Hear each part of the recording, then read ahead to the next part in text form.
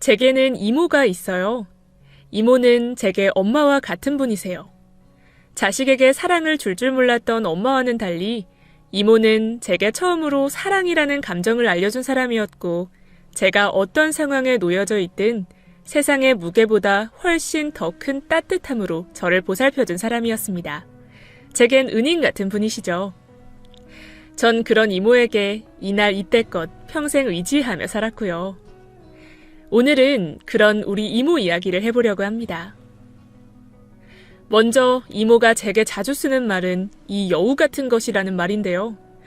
제가 이모에게 애교를 부릴 때나 뭔가를 얻어내고 싶을 때, 눈웃음을 칠 때 저를 부르곤 하는 호칭입니다. 또 하나 이모가 저를 지칭하며 하는 말은 바로 내 딸년이에요. 전 이모가 특유의 쉰 목소리로 내 딸년이라고 부를 때가 제일 좋습니다. 이모의 그 말투 안에 듬뿍 담겨있는 사랑이 느껴지기 때문이죠. 이모는 제가 어렸을 때나 지금이나 한결같이 저를 내 딸년이라고 부르곤 했어요. 친구와 전화를 할 때도 내 딸년이라는 말로 저를 지칭했고, 제가 남자애한테 맞고와 코피가 터졌을 때도 그 남자애 앞에 다가가 한 번만 내 딸년 얼굴에 손대면 가만히 안 둘 거라고 으름장을 놓곤 했습니다. 한평생 장사를 해서 그런지 상당히 터프한 기질이 있는 이모였지만, 저는 그런 이모의 그런 걸걸한 말투 속에 들어있는 그 진한 뜨거움이 참 좋았어요. 물론 제가 이모에게 이렇게 의지하게 된 데는 저희 엄마가 한몫하긴 했습니다. 저희 엄마는, 그러니까 절 낳아주신 친엄마는 모성애가 없던 분이셨어요. 대부분의 시간을 술과 도박에 빠져 지냈고, 어린 절 안아주는 대신 늘 술에 취해 있는 목소리로 심부름이나 시키곤 했거든요.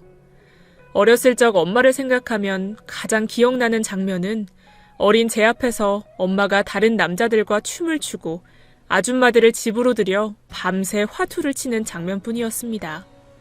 이모는 그런 엄마를 두고 죽은 아빠를 대신하듯 네 딸이 불쌍하지도 않냐며 엄마를 호되게 혼내곤 했습니다. 그때부터였을 거예요. 이모는 9살 난 제가 반찬도 없이 꾀죄죄한 옷차림으로 혼자 물에 밥을 말아먹는 걸 보곤 도저히 안 되겠다며 제 손을 붙잡곤 자기 집으로 끌고 왔습니다. 엄마는 갑자기 이모가 눈앞에서 제 자식을 데려가는 걸 보면서도 그저 술만 마셔댔죠. 그리곤 제게 중얼거렸어요. 가끔 보러 가겠다고. 당시 어렸던 저는 그래도 엄마와 헤어지는 게 싫어 마지막까지 엄마를 끝없이 불러댔어요. 하지만 엄마는 저를 돌아보지 않았죠. 취한 눈빛으로 보러 가겠다는 말만 되풀이할 뿐. 처음 이모가 데려간 이모 집은 참 낯설었습니다.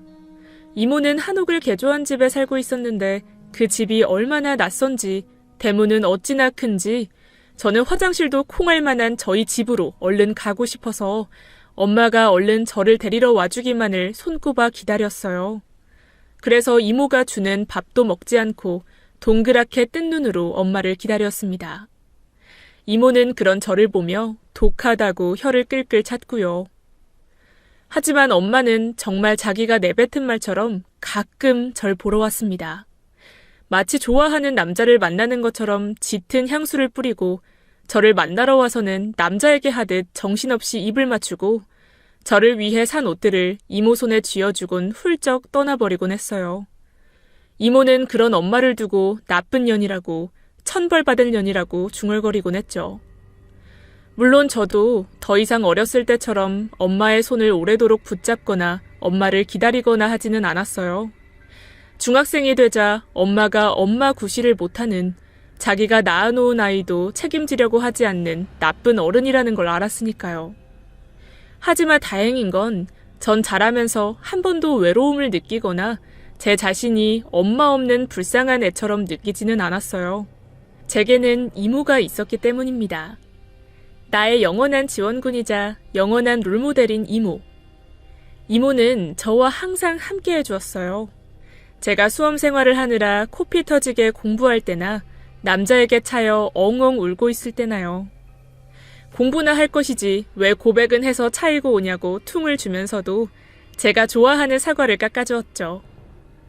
대학에서 떨어져 재수, 삼수를 해야 할 땐 강남에서 가장 잘 가르치는 과외 선생님을 초빙하여 저를 하루 종일 가르치게 했습니다. 집안 형편에 무리인 걸 알면서도요. 이모는 표현하는 방식이 거칠고 서투르셨을 뿐이지 언제나 제게 물질적으로나 정신적으로나 뭐 하나 빠짐없이 채워주려고 했고 그것은 모두 사랑에서 비롯된 것들이었습니다. 그러던 어느 날 이모의 정성 덕분에 저는 드디어 원하던 대학에 합격했어요.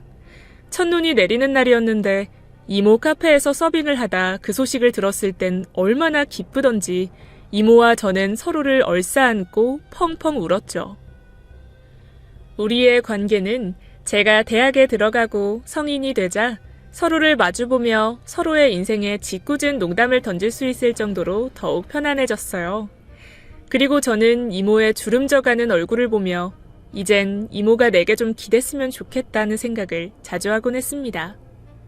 하지만 제가 조금 철이 들려고 했을 때쯤 저는 대학교에서 만난 동아리 선배에게 푹 빠져버렸습니다.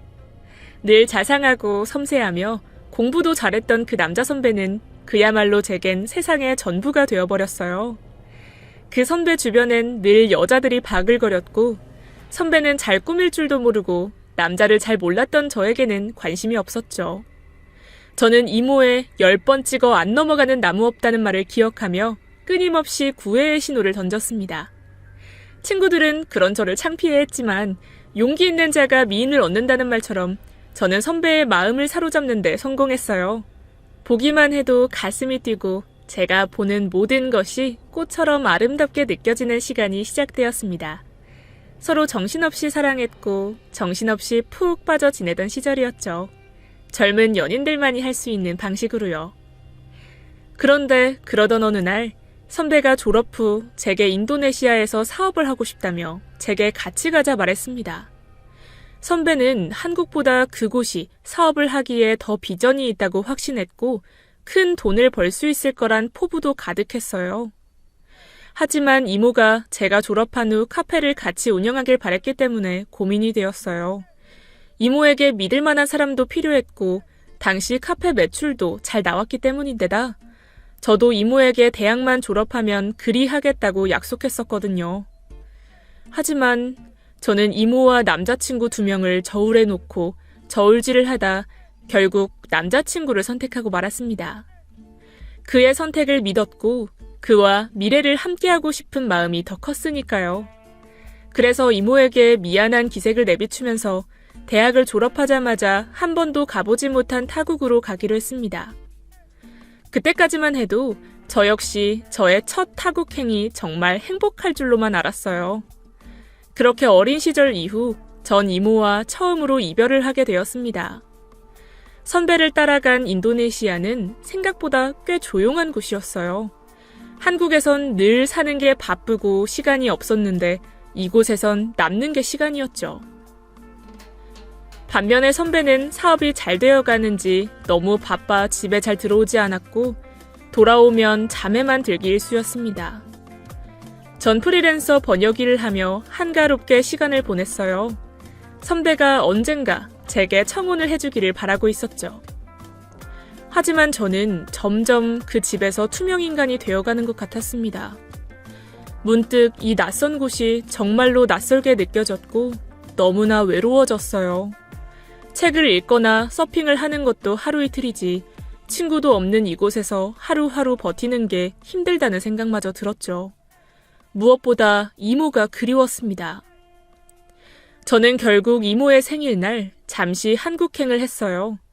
물론 이모에겐 말하지 않았죠. 깜짝 놀래켜주고 싶었거든요.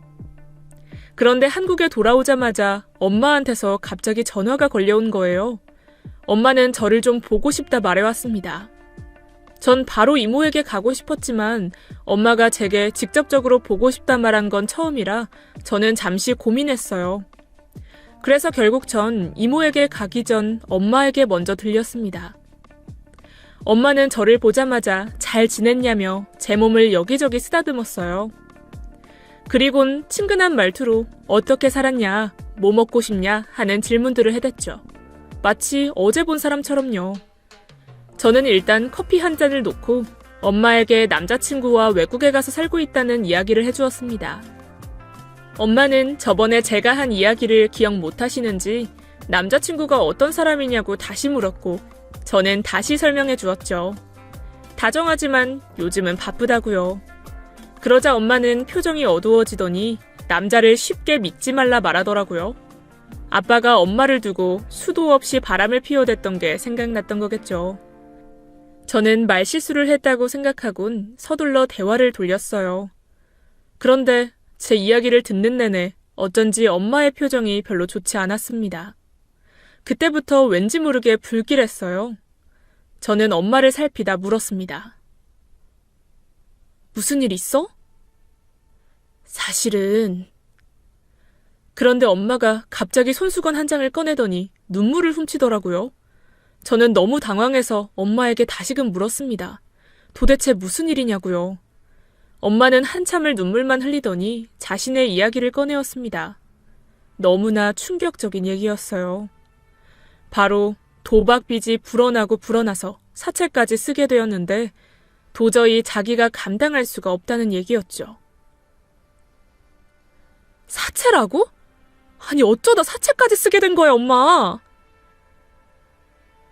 너 가진 돈 없니? 없지. 전 그제야 엄마가 절 왜 갑자기 보자고 했는지 단박에 이해했습니다. 제게 돈을 꾸기 위해서였죠. 갑자기 제가 대학생이 되자마자 엄마가 저를 만나자고 했던 기억이 떠올랐습니다. 그때 엄마는 제가 좋아하는 것들을 잔뜩 사주곤 제가 가장 기분이 좋을 즈음에 마지막에 가진 돈 혹시 없냐고 슬쩍 물어보았죠. 엄마가 꼭 그 돈을 갚겠다고 말하면서요. 저는 그때 머리를 얻어맞은 것 같았습니다. 하지만 저는 오죽 힘들면 자식에게까지 돈을 빌릴까 싶어서 그간 이모 가게에서 알바하면서 모은 돈을 몽땅 내놓았죠. 사실은 어렸을 적 꿈이었던 해외여행을 가기 위해 모아놓은 돈이었지만요. 이모는 나중에야 그 사실을 알곤 노발대발 하셨고요. 그 기억이 떠오르자 갑자기 슬픔과 함께 분노가 밀려들어오기 시작했습니다. 역시 엄마는 변한 게 없었어요. 엄마, 내가 돈이 어딨어? 저의 힘없는 대꾸에 엄마는 손수건을 내려놓곤 정말이냐며 계속 되물었습니다. 하지만 그땐 정말로 저도 선배에게 돈을 다 주고 난 상황이어서 돈이 없었어요. 없어. 정말 없어. 엄마는 깊이 한숨을 쉬더니 갑자기 종업원을 불러 혹시 여기 술은 팔지 않냐고 물었습니다. 종업원이 당황해하며 안 판다고 하자 엄마는 신경질적으로 메뉴판을 테이블에 내팽겨쳤습니다. 정말 없니? 나한테 주기 싫어서 그런 거 아니야? 없어. 없다고. 엄마 이럴 거야? 정말 자식한테 이런 모습밖에 못 보여줘? 그제야 참아왔던 게 폭발하여 저는 엄마에게 소리를 질렀습니다. 아무리 철이 없어도 아무리 자식을 사랑하지 않는 엄마라고 하더라도 지켜야 하는 예의라는 건 있어야지 이렇게까지 하는 엄마를 도무지 이해할 수가 없었어요. 너무 화가 났어요.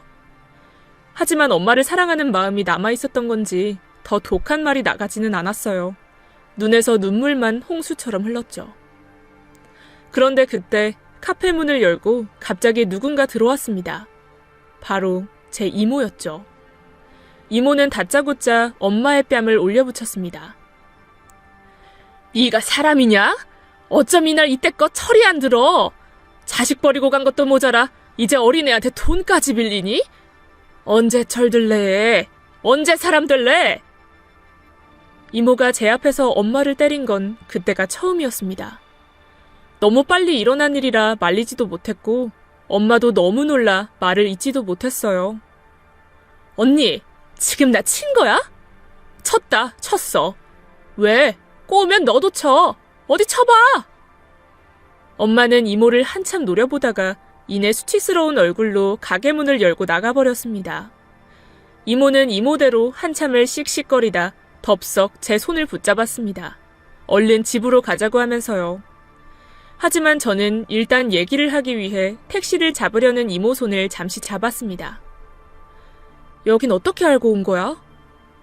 너 내가 둘째 언니한테 네 엄마가 너한테 돈 꾸러간다는 얘기 안 들었으면 어쩔 뻔했니? 둘째 언니가 장소까지 알려줘서 망정이지. 너 속절없이 당했을 거 아니야, 또 네 엄마한테. 알고 보니 이모는 전화로 위치까지 파악하곤 제가 걱정되어 가게를 내팽겨치고 득달같이 달려온 것이었습니다. 저는 저를 위해 달려와준 이모가 너무 고마워 이모를 그 자리에서 꼭 끌어안았습니다. 하지만 엄마에 대한 기억은 흐릿해지지 않았습니다. 조금이라도 기분 좋게 오고 갈 줄 알았던 한국에서의 기억은 그렇게 엄마 때문에 망쳐지고 말았죠. 늘 그랬듯이요. 하지만 제 인생만 그런 건지, 인생이라는 게 원래 그렇게 생겨먹은 놈인 건지, 인도네시아로 돌아오자마자 더 큰 문제가 절 기다리고 있었습니다. 이번엔 선배였습니다. 선배가 사기를 당해 빚이 생기고 만 것이었습니다. 저도 선배처럼 똑같이 참담하고 당황스러웠지만 선배에게 사업을 하다 보면 그런 문제도 생길 수 있는 거니 상심하지 말라고 해주었습니다.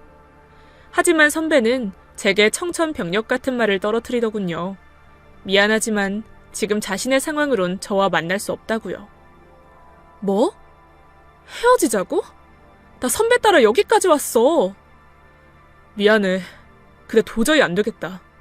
난 여기 남아서 빚도 해결해야 되고 그게 몇 년이 될지도 몰라. 널 계속 여기 둘 순 없어. 미안하지만 한국으로 가줘. 내가 괜찮다니까? 돈은 같이 갚아나가면 되잖아. 나 이모한테 받는 돈도 있고 카페도 물려받을 거야. 돈은 어떻게든 해결해보자. 내가 이모한테 말해볼게. 그건 내가 싫어. 내 빚을 왜 네가 해결해? 더 이상 말하고 싶지 않으니까 얼른 한국으로 돌아가. 그는 그렇게 제 손을 놓았습니다. 그날 호텔방에서 짐을 싸는데 저는 차마 발걸음이 떨어지지 않아 짐을 쌌다 풀었다를 반복했습니다. 그러다 술을 잔뜩 마시곤 술김에 이모에게 전화를 걸었습니다. 이모, 나 가슴이 너무 아파. 가슴이 다 찢겨져 나갈 것 같아. 이모는 저의 울음 섞인 한마디에 그날 저녁 비행기로 제게 날아왔습니다.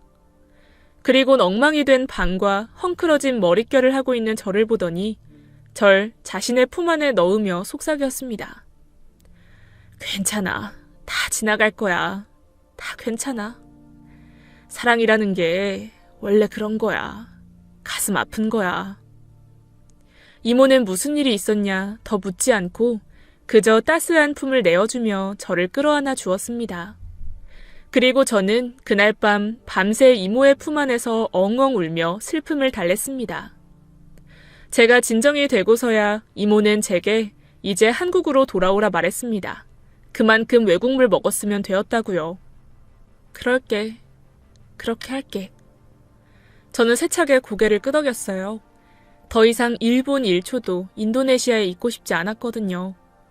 그때부터 전 이모의 한옥집에서 하루하루를 보내며 카페 일을 거들며 이번에도 이모에게 기대어 고통의 무게를 견뎌냈습니다. 시간이 지나니 평안함도 찾아오더라군요.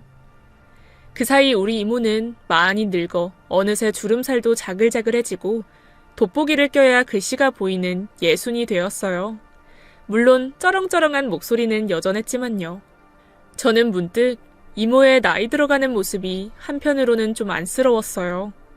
이모의 사랑 한 번 하지 못했던 인생이 조금은 안타까웠거든요. 그래서 이모에게 은근슬쩍 경로당 얘기를 해보기도 했지만 이모는 싫다고 한사코 거절하더군요.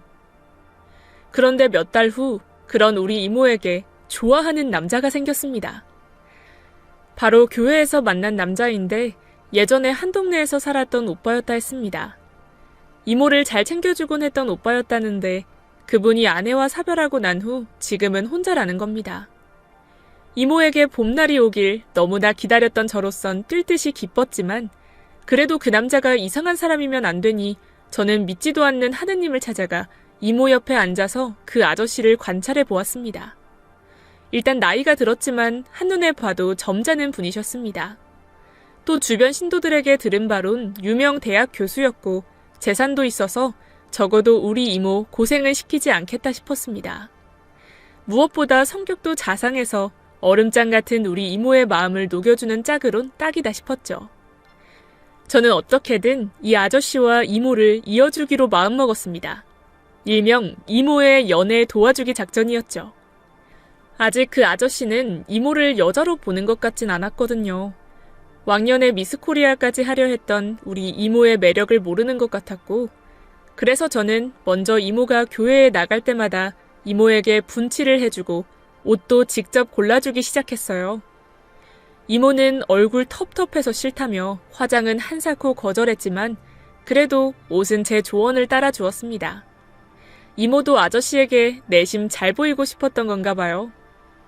하지만 역시 사랑에는 항상 난관이 있더군요. 이모에게 라이벌이 나타난 겁니다. 같은 동네 교회에 다니는 여자였는데 이 동네에서 꽤 유명한 미술학원 원장이었습니다. 평소에도 그렇지만 교회에 올 때도 어찌나 화려하게 꾸미고 오는지 그분이 교회에 발을 딛기 전에도 그분의 향수 냄새로 온 교회 사람들이 그분의 등장을 알 수 있었죠. 심지어 그분은 말하는 방식도 연애 방식도 모두 직진이셨습니다. 대놓고 저의 형부가 될 사람에게 밥 먹자 말하고 은근슬쩍 몸을 만지기까지 했죠. 그것도 신성한 교회에서요. 그걸 보는 이모의 눈엔 불꽃이 튀었습니다. 하지만 쑥맥인 이모는 적극적으로 마음을 드러내진 못하고 그냥 그 아저씨 주변만 빙빙 맴돌며 쓸데없는 말만 해댔어요. 저는 그게 답답해서 일부러 제가 아저씨에게 더 말을 많이 걸고 커피도 사드리며 친해지려 했죠. 저의 노력이 먹혔는지 어느 날 예배가 끝나고 그분이 제게 다가와 그날 저녁 분위기 좋은 레스토랑에서 이모와 함께 다 같이 만나자고 말하는 거예요. 드디어 기회가 왔구나 싶어 전 이모보다 더 기뻐했어요. 이모도 내색하지는 않았지만 내심 설레어 하는 게 보였고요. 아르바이트생에게 카페 문을 일찍 닫을 거라 미리 말도 하고요. 저는 그런 이모가 너무 귀여워 풋 웃음이 났죠. 그리고 이번에야말로 두 사람을 꼭 이어주리라 다짐했습니다. 저는 약속 시간 전 이모를 열심히 꾸며주기 시작했어요. 그런데 이모가 제게 화장을 받다가 분냄새가 오랜만이라며 이런 거 못해보고 산 지가 너무 오래됐다고 중얼거렸습니다. 그 말을 듣는데 갑자기 이모의 얼굴이 어찌나 쓸쓸해 보이는지 저는 그런 이모가 안쓰러워 그 아저씨랑 연애하면 이제부터 내가 아주 많이 질리도록 해줄 거라며 농담을 던졌죠. 이모도 제 말에 기분 좋게 웃었죠. 그리고 우리 두 여자는 드디어 약속 장소로 향했습니다. 하지만 그렇게 나간 자리엔 충격적이게도 아저씨만 있는 게 아니었습니다. 다른 여자가 있었습니다. 바로 그 미술학원 원장이었죠. 이게 대체 무슨 상황이지? 저 여자가 왜 있지? 이게 대체 무슨 상황인가 싶어 당황스러움에 얼굴이 붉어진 이모의 얼굴이 눈에 들어왔어요. 그 원장의 얼굴에도 어이없다는 표정이 어렸죠. 우린 모두 표정을 서로 숨기지 못한 채 서로를 바라보다 자리에 앉았습니다.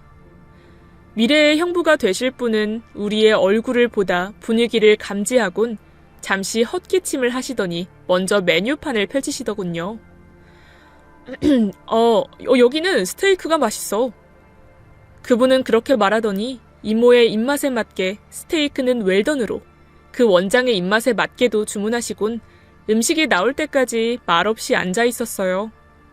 그때 미술학원 원장이 못 참겠다는 듯 먼저 입술을 떼었어요.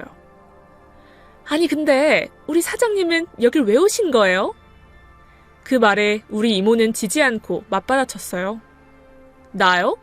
이 양반이 불러서 왔지 혼자 내 멋대로 왔겠어요? 둘 사이에 날선 긴장감이 퍼덕거리자 아저씨는 다시 헛기침을 하셨어요. 그리고 바로 본론으로 들어가시더군요. 오늘 이 두 여자를 동시에 불러낸 이유를요. 자신은 재혼 생각도 연애 생각도 없고 그저 하나님만 모시며 조용히 혼자 살고 싶은데 두 분이 마음을 표현하시니 조금은 부담스러웠다고요. 마음은 너무나 고마우나 마음만 받겠다고요. 한마디로 이 자리는 우리 이모와 그 원장 둘 다를 거절하기 위해 만든 자리였고 우리 이모는 그 원장과 함께 같은 자리에서 까인 거겠죠. 저는 그 사이에서 스테이크를 먹는지 돌덩이를 먹는지 모르는 채로 음식을 깨작거리다 이모와 함께 밖으로 나왔습니다. 이모도 저도 발걸음이 모두 힘이 없었죠. 그러다 저는 이모 앞에서 일부러 그 아저씨 욕을 했어요. 아니, 저 사람은 왜 이런 자리까지 만들어서 사람을 바보 만들어? 그냥 전화로 얘기하면 될걸? 하지만 그냥 택시 타고 얼른 집 가자는 말만 할 뿐 별 말이 없었어요. 차라리 화라도 내지. 이모는 그날 이후 급격히 침울해졌어요. 평소처럼 일은 씩씩하게 해냈지만 어딘지 시무룩해진 기색은 숨겨지지 않았습니다. 제게 티를 내려 하진 않았지만 분명 시련의 아픔을 겪고 계신 거였어요. 저 역시 그런 이모를 보다 보면 함께 우울해졌고요. 우리 이모가 정말 오랜만에 좋아하게 된 사람인데. 하지만 어쩌겠어요. 사람에겐 제 인연이 있고 그분이 이모를 불러 직접 그렇게까지 말했는데 어찌할 도리가 없었죠. 하지만 전 더 이상 이모 일로 신경 쓸 여력이 없었습니다. 너무나 충격적이고도 말로 표현할 수 없는 소식이 들려왔기 때문이었어요. 바로 그건 제 어머니의 부고 소식이었어요. 사실 전 엄마의 장례를 치르는 동안 제가 무슨 생각을 했고 무슨 행동을 했는지 다 기억이 나지는 않아요. 제가 그저 엄마의 장례식장에서 하염없이 영정사진을 바라보았고 그리고 엄마의 죽음이 스스로 내린 결정이라는 것을 듣고는 이모의 품에 안겨 울었다는 게 기억이 날 뿐입니다. 엄마의 영정사진을 바라보면서 순간 전 모두가 나를 떠나는 것 같은 기분이 들었습니다. 내 인생의 중요한 사람들이 모두 하나 둘 없어지는 것 같았어요. 하나뿐인 남자친구도 엄마도 모두가 나를 떠나버리는 것 같아 가슴이 칼로 베리는 것처럼 아파왔습니다. 전 엄마의 사진 앞에서 조용히 무너져 버렸어요. 그런데 그때 이모가 제 허리를 꼭 끌어안아주며 속삭였습니다. 다 지나갈 거야. 다 괜찮아질 거야. 이모는 주문처럼 제게 그 말을 속삭였습니다. 전 이모의 주문 같은 말을 들으며 마음껏 울었고 또 울었습니다. 마음이 가라앉자 저는 엄마를, 저를, 우리 둘 사이를 조용히 회고했습니다. 엄마는 어린 시절 제가 한때 가장 사랑했던 사람이자 인생에서 제게 가장 많은 상처를 준 여자였습니다. 제가 학원에 다니고 싶다고 하자 나 치장할 돈도 없는데 네 학원은 왜 보내줘야 하냐며 못된 말을 했던 사람이었고 내가 밥에 물을 말아먹는 걸 보면서도 반찬 한번 해줄 생각을 하지 않았던 여자였습니다. 그러면서도 가끔 술에 취한 날 밤엔 내게 전화를 걸어 넌 날 버리지 않을 거냐고 물어보았고 네 아빠가 날 버렸어도 넌 날 그래도 조금은 사랑하지 않느냐고 물어보던 사람이었습니다. 엄마는 그렇게 한평생 남편에게 사랑받지 못했던 것을 한으로 삼으며 자식도 등지고 그저 술과 도박에만 빠져 살았습니다. 엄마는 엄마였던 적이 단 한 번도 없었어요. 하지만 그래도 전 간간히 이모를 통해 엄마 소식을 들을 수 있어서 좋았습니다. 엄마가 여전히 술을 먹고 다니고 화투를 치러 다닌다는 말을 들어도 그래도 가끔씩 엄마의 목소리를 들을 수 있어서 좋았습니다. 전 이런 제 속마음을 이모에게 말했고 이모는 그런 저를 이해한다고 말해주었습니다. 그리고 그런 제가 안쓰럽다고 말했습니다. 그렇게 이번에도 이모 덕분에 저는 엄마의 장례식을 무사히 끝마쳤고 이모의 소중함을 다시금 깊게 느꼈습니다. 그리고 생각했습니다. 사람의 인연이란 것이 참으로 신기하다고요. 맺어질 것 같으면 맺어지지 않는 연이 있고 애초에 맺어지지 않을 것 같은데도 닿는 연이 있는 것 같습니다. 이모는 저를 양육할 의무가 없었는데도 불구하고 제게 갚지도 못할 만큼 큰 사랑을 준 존재였어요. 자기 마음을 아까워하지 않고 모조리 모두 탈탈 털어서 제게 주었죠. 저는 그 사랑을 조금은 당연하다는 듯이 받았고요. 하지만 만약에 이모가 없었다면 과연 지금처럼 인생을 잘 살아올 수 있었을까? 나약하디 나약한 내가 과연 이모라는 지지대 없이 삶을 버텨낼 수 있었을까? 아마 버티지 못했을 것 같다는 생각이 들었습니다. 제 어린 날이 아프지 않게 지켜준 것도 저의 젊은 날이 덜 쓰리게 해준 것도 모두 이모였으니까요. 저는 장례식이 끝나고 이모의 손을 잡다 갑자기 그 교수님이 생각나 이모에게 물었습니다.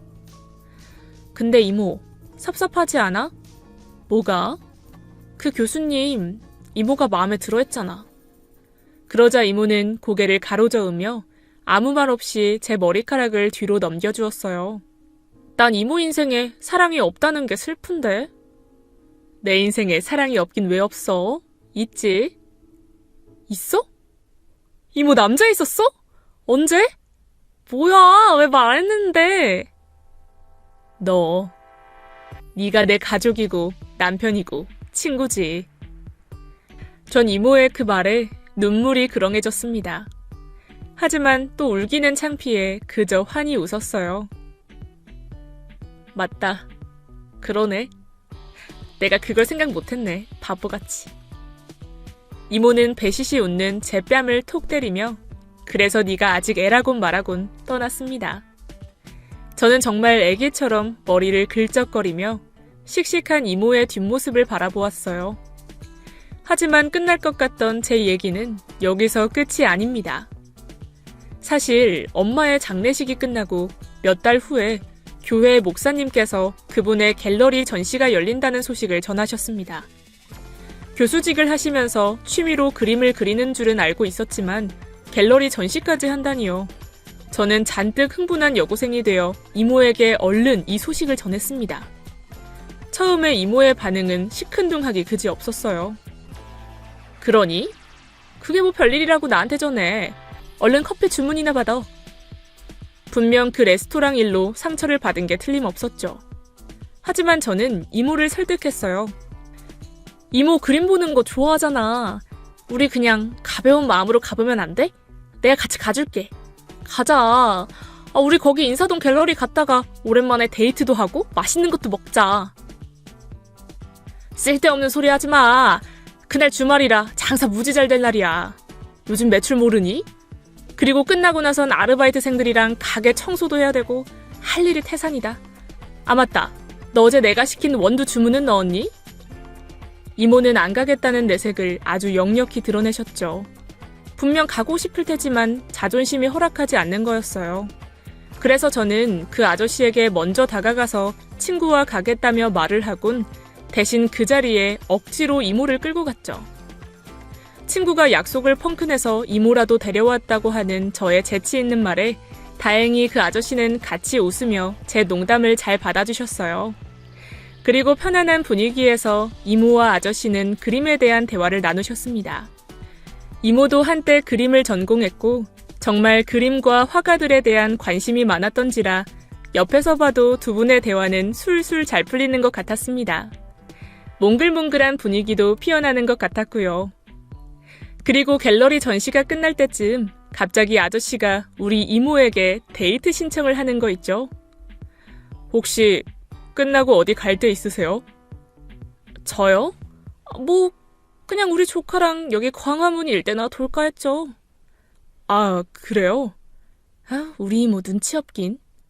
저는 곧바로 그 대화에 끼어들었습니다. 아니요. 이모, 나 미안한데 갑자기 약속이 잡혔어. 뭐? 갑자기? 미안. 이게 선약이었는데 내가 깜빡했네. 지금 전화 왔어. 중요한 미팅이라 뺄 수도 없고 미안해. 이모, 나중에 집에서 봐. 교수님, 저희 이모 집에 잘 바래다 주세요. 감사합니다. 전 그렇게 말하고 정말 서둘러 가는 모양새로 급히 갤러리를 빠져나갔습니다. 그리고 전 이모가 집에 돌아오자마자 어떻게 되었냐 방정을 떨었죠. 이모는 퉁명스런 말투로 한마디 내뱉었습니다. 다음에 한 번 더 만나자더라. 귀찮게. 이모다운 말투였죠. 그 아저씨가 이모를 드디어 마음에 들어한 겁니다. 저는 너무 기뻐서 이모를 업고 뛰고 싶은 심정이었습니다. 그리고 저의 소원대로, 예상대로 저희 이모는 몇 번의 데이트 끝에 그 아저씨와 잘 되셨습니다. 아저씨는 이모에게 꽃다발을 갖다 주고 카페 일을 도와주겠다는 핑계로 이모를 보러 오시곤 합니다. 이모는 어떠냐고요? 요즘 그야말로 이모는 화사한 봄날의 처녀 같습니다. 변기 청소를 하면서도 콧노래를 흥얼거리고 손님에게 커피를 내어주면서도 안 보이던 미소를 짓습니다. 전 그런 이모를 보면 엄마 미소가 막 지어지고요. 이모에게 이렇게 부드럽고 여성스러운 면이 있었나 싶은 게 참 어쩔 땐 신기하기까지 해요. 이날 이때껏 저밖에 모르고 살았던 이모가 자기 인생을 살 수 있어서, 자기를 위해 살 수 있어서 너무나 좋고요. 이모는 오늘도 아저씨를 만나러 가는지 제게 확인차 물어보네요. 얘, 이 옷 신었니? 저 옷 신었니? 이건 치마가 너무 짧지. 노막 난 것 같아? 이모, 다 이뻐. 연두색도 이쁘고 분홍색도 너무 이쁜데? 얼른 만나러나 나가셔. 아저씨 기다리겠다. 전 분홍색 스카프를 두르고 하늘하늘 걸어가는 이모의 뒷모습을 보며 간절히 바랍니다. 이모가 영원히 이대로 행복해주길, 그리고 내 옆에 아주 오래도록 남아주길 말이죠. 지금까지 제 두서없는 이야기 들어주셔서 너무나 감사합니다. 여러분도 오늘 하루 저와 이모처럼 소중한 인연과 소중한 하루 보내시길 바랍니다. 그리고 그 소중한 인연에게 사랑한다는 말, 쑥스럽고 민망해도 그 비슷한 말이라도 해보시는 건 어떨까 싶네요. 오늘 하루도 소중한 인연과 행복하세요. 지금까지 예디약이었습니다. 끝까지 함께 해주신 여러분 감사드리며 저는 내일 이 시간에 다시 돌아올게요. 감사합니다.